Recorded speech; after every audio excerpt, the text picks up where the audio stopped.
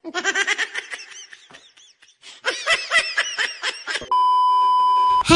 mga besh! Another day, another bento baon. Magang gumising si mama para pagluto ako ng baon ko. Bacon na may itlog ng baon ko mga beshi. At saka grapes, kisses at Vita Cubes.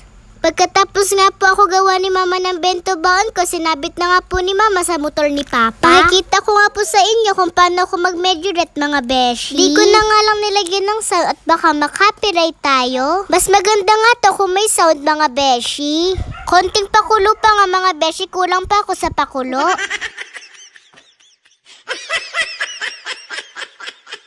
Inihatid na nga po ako ni Papa sa may school. May isang bata na naman nga natuwan-tuwa at nakasakay ng motor. Nakita ko kaklase ko kaya sabay na kami pumunta sa room namin. Fast forward nga po, uwian na nga po namin. Sinundo na nga po ako ni Mama. Pagka uwi ko nga po ng bahay, magluluto naman po ako ng merienda ko mga beshi. Bale naglagay lang ako ng macaroni pasta at evaporated milk. Kalahati nga lang ng gatas yung nilagay ko mga beshi. Tantiameter nga lang yung ginawa ko dito. Pakukuluan nga lang natin siya mga besh hanggang lumambot yung pasta. Hinalo-halo ko nga muna tsaka ako tinakpan. Nung kumukulo na nga, hinalo-halo ko ulit para hindi siya magdikit-dikit.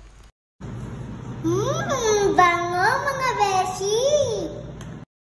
Nung medyo malambot na nga yung pasta, nilagay ko na yung keso. Takpan nga lang natin siya mga beshi hanggang sa matunaw. Medyo matigas pa nga yung pasta, nilagyan ko pa nga ng tubig. Yan di na po nabidyuhan. Ganito na nga itsura niya nung nalagyan ko na ng tubig mga beshi. Hintayin nga lang po natin lumambot yung pasta. Nung lumambot na nga yung pasta, nilagyan ko na ng cheese powder. Ito ay magpapakulay sa mac and cheese natin. Halo-halo lang natin siya mga beshi hanggang sa kumulay. Nag-add pa nga po ako ng cheese powder para mas kumulay. Tara, luto na nga yung merienda ko mga beshi. Tara, kain na po tayo mga beshi. Try nyo na nga rin po magluto sa inyo mga beshi. 3 ingredients nga na makakagawa ka na ng mac and cheese.